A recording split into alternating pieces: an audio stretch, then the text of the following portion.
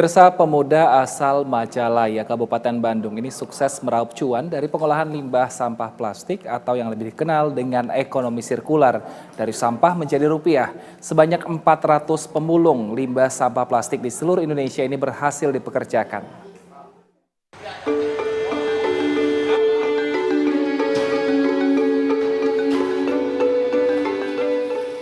Seorang pemuda asal Majalaya, Kabupaten Bandung, sukses meraup cuan dari pengolahan limbah sampah plastik atau yang lebih dikenal dengan ekonomi sirkular, dari sampah menjadi rupiah.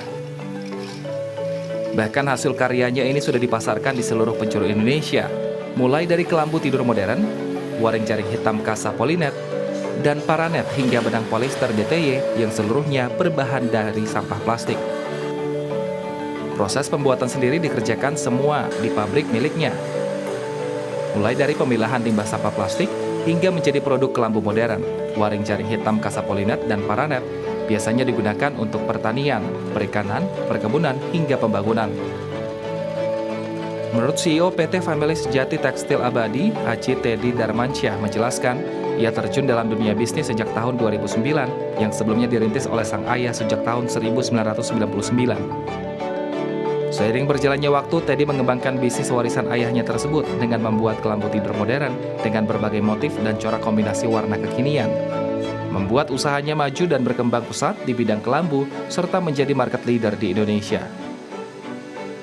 Tidak puas sampai di sana, awal tahun 2011-2012, Teddy melihat peluang membuat inovasi di sertifikasi produk ke dunia plastik dengan membuat waring jaring hitam kasa polinet dan paranet untuk dipakai di pertanian, perikanan, perkebunan, hingga pembangunan. Setelah berjuang memasarkan produknya di seluruh provinsi di Indonesia, Teddy mendapatkan ide untuk membuat waring jaring hitam. Seiring berjalannya waktu, permintaan waring terus meningkat, yang tadinya hanya bisnis sampingan dan saat ini menjadi bisnis utama perusahaan miliknya. Dan saya meneruskan perusahaan yang dirintis sama papa saya di bidang kelambu tidur modern, waring, jaring hitam, kasap, polinet, dan paranet, serta benang polyester ini DTY benang polyester. Dengan sering berjalannya waktu, karena kesulitan sumber bahan baku, karena di Indonesia cuma ada 2 aja yang besar dan yang bisa mensuplai, karena kan kita kurang lebih hampir 400 tonan per bulannya, yang tidak maksudnya rebutan, barangnya tuh sangat-sangat rebutan dan agak sulit.